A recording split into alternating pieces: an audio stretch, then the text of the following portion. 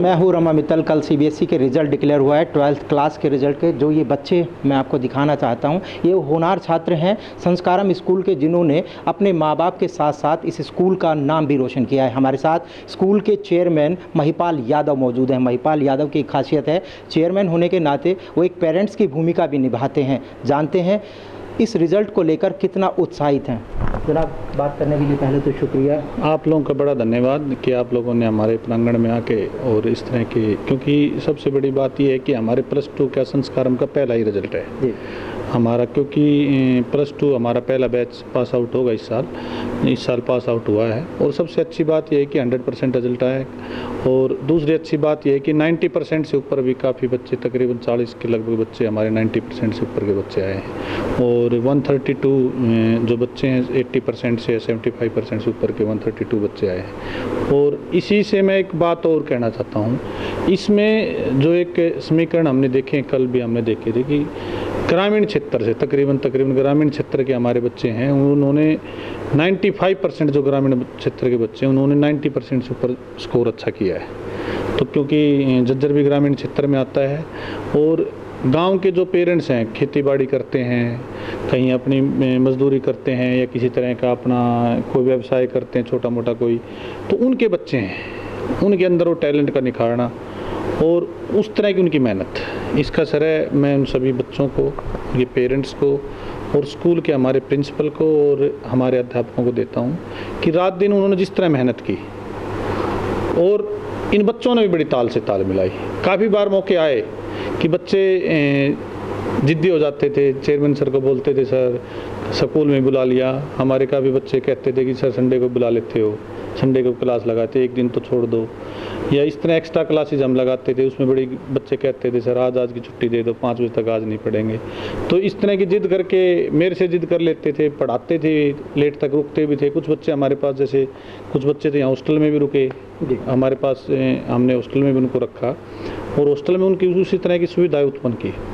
और जो हमारा पहला रिजल्ट आया है कि 90% से ऊपर 97% के बच्चे हमारे आए हैं, तो उसमें सबसे बड़ी बात है कि उससे उत्साहवर्धन होता है। और जो बड़े बच्चे हैं, इनको छोटे बच्चों को बड़ी एक शिक्षा मिलती है कि हमारे बड़े भाई बहन ने इस तरह किया कि हम भी कुछ करके दिखाएं। और मैं पेरेंट्स को एक चीज़ बताना चाहता हूँ आपके माध्यम से, कि बच्चों को बताना चाहता हूँ, अब समय ऐसा है, कंपटीशन का समय तो है, इसमें अपने मानसिक संतुलन को बनाए रखना चाहिए। और मानसिक संतुलन को जो बनाए रखता है उसके नंबर 100% अच्छे आते हैं। हम क्या करते हैं, बच्चों को स्टार्टिंग में उतना रेगुलर पढ़ाई नहीं कराते और फिर जब पेपर एग्ज़ाम हमारे नज़दीक आ जाते हैं तो उस टाइम बच्चों के ऊपर प्रेशर डाल देते हैं। तो जैसे ही बच्चों के ऊपर हम प्रेशर डाल देते हैं तो वो रिजल्ट नेचुरली डाउन आ जाता है और नेचुरली नीचे चला जाता है। इसलिए मैं सभी पेरेंट्स और बच्चों से कि नीचे से जब क्लासेज हमारी स्टार्ट होती हैं, हम उस टाइम जो स्टार्टिंग का, जब हमारा अप्रैल का मंथ होता है, मई का या मार्च का मंथ में, जून का मंथ होता है, बच्चे को वहीं से रेगुलर पढ़ाई कराएं और उसी पे विशेष तौर पर ध्यान दें सभी, क्योंकि बच्चे तो सभी अच्छे होते हैं, उनमें कोई ना कोई गुण होता है। ऐसी बात नहीं कि हर बच्चे में कुछ ना कुछ टैलेंट मिलेगा। और उसी तरह से कोई बच्चा, हमारा जितेंद्र ही है, मान लो फॉर एग्जांपल इसका हम लेके चलें तो ये बोल उस तरह प्रेजेंटेशन नहीं कर सकता पर पढ़ाई में रेगुलर पढ़ाई करता है। जयंत है, ये बोल भी सकता है, टैलेंटेड भी है, उस तरह वो कर सकती है। हमारे तीनों गुड़ियाएँ हैं, जो तीनों मान लो गरिमा है या अंजलिता से, जो भी हैं ये हमारी बच्ची ग्रामीण क्षेत्र से, बिल्कुल जहाँ इनको कुछ सुविधाएँ नहीं हैं, जहाँ ट्यूशन के साधन, हमारे बच्चों ने, सबसे अच्छी बात बताता हूँ, किसी बच्चे ने हमारे ट्यूशन नहीं लिया है। जो ये बच्चे खड़े हैं, कोई बच्चा हमारा ट्यूशन, संस्कारम का 90% बच्चा ट्यूशन नहीं लेता। और इन बच्चों ने, क्योंकि हम 5 बजे इनकी छुट्टी होती थी तो ट्यूशन का टाइम नहीं, रात को भी पढ़ाई। और जो ये अब जो कोरोना का काम चल रहा है, कोरोना से जो एक चीज़ चली है कि ऑनलाइन क्लासेज, हमारा पहले ही प्रोग्राम था, शायद मैंने आपके प्लेटफॉर्म पे पहले ही बताया था कि हम बच्चों को ट्यूशन से बिल्कुल दूर भगा देंगे ऑनलाइन प्लेटफॉर्म से। तो ये चीज़ें हमने की हैं। 4 या 5 साल पहले जब संस्कारम की स्थापना की गई थी, यहाँ पर बहुत बड़ा मतलब बिजनेस बोल सकते हैं, उस व्यापारीकरण को आपने कहीं ना कहीं शिक्षा में तब्दील किया। ग्रामीण आंचल से भी आप आते हैं, कितना चैलेंज था महिपाल यादव के लिए? देखो, आज से 4 साल पहले जब संस्था स्टार्ट की गई थी 2015 में, 5 साल पहले जब संस्था स्टार्ट की गई थी, तो बड़े चैलेंज थे। हमारे पास सबसे बड़ा चैलेंज था कि स्टार्टिंग में जब हमने एक्टिविटीज़ पे इन पे ध्यान दे के जब स्टार्टिंग की, हमारे पास कोई रिजल्ट नहीं था, तो बड़ा चैलेंज था। पर पेरेंट्स ने इतना भरोसा, हमारे माता पिता ने इतना भरोसा जताया कि हम कुछ कर सकते हैं। उस भरोसे का ये आज एक चैलेंज है कि हमारा पहला ही रिजल्ट इस तरह का आया कि शायद, अगर मैं ज़्यादा तो नहीं, क्योंकि पीछे भी हमने कह दिया था कि हरियाणा में नंबर 1 स्कूल है, तो उसके ऊपर लोगों ने चैलेंज कर दिया था।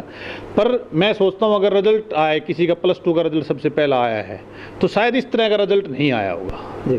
क्योंकि पहले ही रिजल्ट में, क्योंकि काफ़ी साल लग जाते हैं स्कूलों को, 5 साल 7 साल 10 साल 15 साल 20 साल रिजल्ट लाने में, उसकी एक्टिविटी करते हैं। हमारा पहला ही रिजल्ट इस तरह का आया कि जिसमें 132 बच्चों के लगभग ऊपर मेरिट में स्थान प्राप्त किया है, और बच्चों ने टॉप पोजीशन पे भी जाने की कोशिश की है।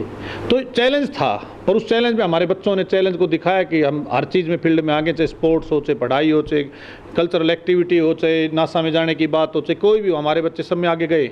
अब मिशन 2021 में जब आप जाएंगे तो जाहिर सी बात है इस रिज़ल्ट को इम्प्रूव करने के लिए कहीं ना कहीं मेंटली भी फिजिकली भी आपके ऊपर प्रेशर होगा। महिपाल यादव की बात करें तो महिपाल यादव एक ऐसी चेयरमैन है जो सिर्फ बाउंड्री के अंदर नहीं दिखाई देते, ग्राउंड पर भी वो दिखाई देते हैं, टीचर्स के साथ भी वो लगातार बात करते हैं, पेरेंट्स के साथ भी वो लगातार संपर्क में रहते हैं, बच्चों के साथ भी रहते हैं।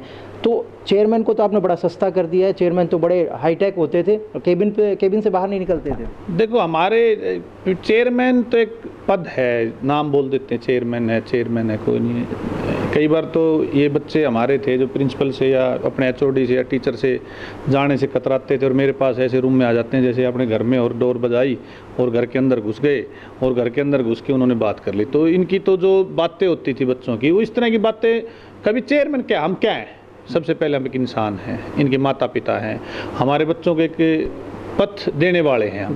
क्योंकि शिक्षा प्रणाली में एक दूरी अच्छी चीज़ें नहीं होती। हम बच्चे के बारे में पता ही नहीं कर सकते कि बच्चे के अंदर, बेचारे के अंदर दुखी क्या है, किस बात से वो, किस सब्जेक्ट में, किस चैप्टर में, कहाँ उसकी नीचे वो है, और जब उसके बारे में हमें पता ही नहीं होगा तो हम कैसे उस तरह की उसका सोल्यूशन कर पाएंगे। इसलिए मैं तो हर चेयरमैन को या प्रिंसिपल को कहना चाहूँगा, ये गैप तो रखें, पर इतना भी गैप ना कर दें कि पेरेंट्स को, बच्चों के बीच में इतना गैप आ जाए, बच्चा ही डरने लगे, हाँ आज चेयरमैन ने बुला लिया यार, आज तो क्या होगा। डरना भी चाहिए, पर प्यार ज़्यादा होना चाहिए बच्चों के प्रति, उनके पढ़ाई के प्रति उनको हमेशा हमें वो करने चाहिए, उनके अधिकारों के प्रति हमें करना चाहिए। अधिकार है, बच्चे नंबर लाएंगे, सबको खुशी होती है। अब किसी पेरेंट्स के, हर पेरेंट्स चाहता है कि मेरा बच्चा होनहार बने, मैं भी चाहता हूँ, आप भी चाहते हो, ये पेरेंट्स खड़े हैं हमारे, ये चाहते हैं कि होनहार बने, पर उस होनहार में उसके प्रति दिशा दृष्टिकोण हमारा अच्छा होना चाहिए, उसके प्रति पॉजिटिव सोच होनी चाहिए हमारी। क्योंकि जब हम लंबे टाइम के लिए चलते हैं, और रही आपने बड़ी अच्छी बात की कि 2021 में हमारे ऊपर बड़ा एक चैलेंज आ गया है, क्योंकि जिम्मेवारियां बढ़ जाती हैं। क्योंकि अब जैसे हमारा पहला रिजल्ट आया तो हमारे पत्रकार बंधुओं ने और हमारे जो मीडिया कर्मी उन्होंने पूछा कि रिजल्ट कैसा है। अगली बार तो जब रिजल्ट आएगा तो हमारे स्कूल से अपेक्षा की जाएगी कि शायद 1st 2nd 3rd हरियाणा में हमारा ही बच्चा आए, तो उस तरह की संभावनाएं बढ़ जाती हैं, हमारे पास जिम्मेवारी भी और ज़्यादा बढ़ जाती है। अब की बार 132 मेरिट आई है, अगली बार हम सोचेंगे 200 मेरिट आए, और हम अगली बार उससे नेक्स्ट, क्योंकि इसका कोई अंत नहीं है, शिक्षा का कोई अंत नहीं। शिक्षा जितनी भी ज़्यादा हम करेंगे उतनी उसकी प्रोग्रेस होगी। जी। कुछ दिन पहले ही एजुकेशन की जो मीटिंग हुई थी, उसमें महिपाल यादव एक ऐसे शख्स थे जिन्होंने कहा अभी हमारा स्कूल कोरोना से लिए प्रिपेयर नहीं है, हम बच्चों को रिस्क में नहीं डाल सकते। वो व्यापारीकरण, मैं बार बार कहता हूँ कि संस्कारम स्कूल के चेयरमैन व्यापारीकरण नहीं, शिक्षा को बढ़ावा देते हैं। तो कहीं ना कहीं जो आपके साथी थे वो बुरा तो नहीं माने उस चीज़ के लिए? देखो, हमने बिल्कुल सही बात कही थी कि देखो पहले जान है तो जान है। उस दिन भी जब हमारी मीटिंग स्कूल वालों की और DO ने और जो प्राइवेट स्कूल थे, सरकारी स्कूल के प्रिंसिपल टीचर, उस दिन भी मैंने यही शब्द कहा था। कुछ साथियों ने शायद बुरा तो नहीं माना होगा, पर शाम को जब घर जाता है अपने बच्चों की तरफ देखता है तो वो ये सोचता है कि बच्चे किस तरह के हमारे हैं और किस तरह के हमारी बच्चों की तरह भावना होनी चाहिए। क्योंकि कोरोना है, अब बच्चों को इफेक्टेड हो जाएंगे हमारे बच्चे, तो आगे क्या करेंगे वो। क्योंकि कोरोना की इफेक्ट ये बताते हैं कि फेफड़े खराब हो जाते हैं, सांस लेने में दिक्कत आ जाती है, और उसकी परेशानी आगे भी चल के आंखों से दिखना कम हो जाता है। अगर हमारे बच्चे 1 साल के लिए अगर 4 महीने लेट, हम उसका विकल्प ढूंढ लेंगे। मान लो अगस्त में क्लास लगाई, उस दिन में मैंने कहा था कि हम तैयार नहीं है स्कूल लगाने के लिए, 15 अगस्त के बाद ही स्कूल लगाए जाएं। और वो सिचुएशन कुछों ने कहा था कि स्कूल लगा लिए जाएं अभी जुलाई में ही। तो मैंने उस दिन भी कहा था कि कम से कम हमारे पास 15 दिन का अल्टीमेटम होना चाहिए कि हम सारी चीज़ों की तैयारी कर सकें। तो वो चीज़ें बिल्कुल ठीक कहा आपने, क्योंकि बच्चों की तैयारी का ऐसे नहीं कि बच्चे को ऐसे तो है नहीं कि खिलौना है, बच्चे तो बड़े मुश्किल से इस तरह के प्रिपेयर होकर आते हैं, उनको बीमार हो गए या इस तरह की घटना दुर्घटना हो गई तो हम सब के लिए बड़ी घातक होगी। पेरेंट्स के लिए क्या मैसेज देना चाहते हैं, क्योंकि पेरेंट्स से अब नेक्स्ट सेशन में अब जाएंगे और कहीं ना कहीं कोरोना काल में जो कहीं ना कहीं पढ़ाई का जो हर्जाना हुआ है उनको कैसे आश्वस्त करेंगे कि नेक्स्ट ईयर में इससे भी बेस्ट होने वाला है। अच्छा बेटा इधर आ जा। देखो कोरोना काल में क्या है कि कोरोना काल चला जाएगा, समय के साथ चला जाते, सभी दूरियां बीमारियां दूर हो जाती हैं, कोरोना काल में चली जाएंगी सारी, दिक्कत कोई नहीं है। पर सबसे बड़ी बात है कि हम बच्चों को प्रिपेयर करेंगे, हम लेट और में क्लास लगाएंगे।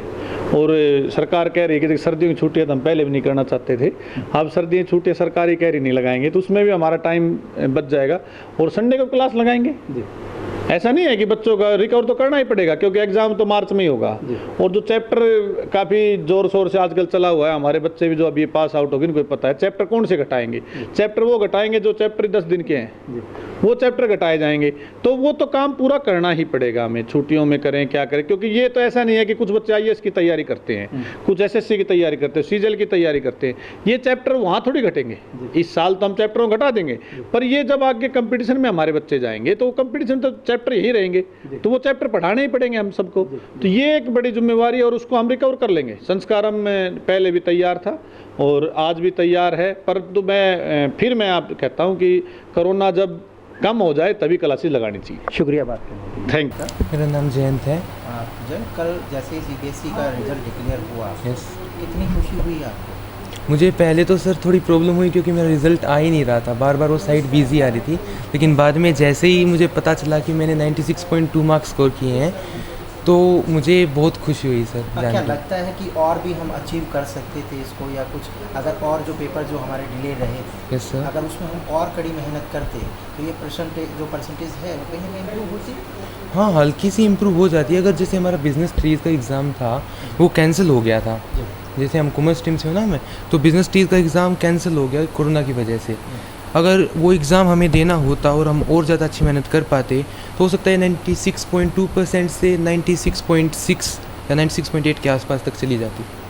अपने रिजल्ट को लेकर किसको श्रेय देना चाहते हैं? मैं अपने रिज़ल्ट को लेकर अपने माता पिता, अपने गुरुजनों को श्रेय देना चाहता हूँ। आप संस्कारम स्कूल के छात्र हैं, संस्कारम में इसका कितना सहयोग है कि संस्कारम स्कूल जिस नाम को वो सार्थक करती है, या फिर सिर्फ नाम का ही संस्कारम है? जी, संस्कारम स्कूल अपने नाम को पूरी तरह से सार्थक है। ये हमारे स्कूल में हमें संस्कार दिए जाते हैं अच्छे अच्छे, अपने गुरुजनों का कैसे आदर करना है, ये सभी हमें बातें पहले से ही मतलब जैसे अंदर से निकले ना, वो वाली हमें फीलिंग आती है। कभी भी अपने गुरुजनों का अनादर नहीं करना, ये बात अंदर से आती, किसी को सिखाने की ज़रूरत नहीं पड़ती। अपने जूनियरों को क्या मैसेज देना चाहते हैं? मैं अपने जूनियर्स को मैसेज देना चाहूँगा, भाई मेहनत कीजिए, आपकी मेहनत को आपसे कोई नहीं छीन सकता। एक शिक्षा ही एक ऐसी चीज़ है जिससे आप जितना ज़्यादा बढ़ाओगे उतनी ज़्यादा बढ़ेगी, जितना बांटोगे उतनी ज़्यादा बढ़ेगी, और इसे कोई आपको छीन नहीं सकता। क्या है? मेरा एम एक चार्टर्ड अकाउंटेंट बनना है। मेरा नाम जितेंद्र है। मैंने साइंस स्ट्रीम से 96.4% मार्क्स आए हैं CBSE 12th क्लास में। अच्छा, इसका श्रेय बेटा किसको देना चाहते हैं? इसका श्रेय मैं अपने माता पिता और अपने टीचर्स को देना। संस्कारम स्कूल का इसमें कितना सहयोग रहा है ये बताएं। संस्कारम स्कूल के टीचर्स का भी इसमें बहुत बड़ा योगदान रहा है। उन्होंने एक्स्ट्रा क्लास लगा के सारे डाउट्स को क्लियर किया। बड़े होके क्या बनना चाहते हैं? डॉक्टर। मेरा नाम अंजलि है, मैं नॉन मेडिकल स्ट्रीम से हूँ, मेरे 94.6% मार्क्स हैं। इसका क्या श्रेय किसे देना चाहती हैं? अब पेरेंट्स को, टीचर्स को और फ्रेंड्स को। अपने जूनियर को क्या मैसेज देना चाहते हैं? जूनियर को यही कि पढ़ना चाहिए, अगर थोड़े और नंबर आ सकते हैं अगर अच्छा पढ़ेंगे तो। मेरा नाम नितिशा है, मैंने साइंस स्ट्रीम से 94.2% स्कोर किए हैं। इसका क्रेडिट सिर्फ मेरे टीचर्स को और पेरेंट्स को जाता है।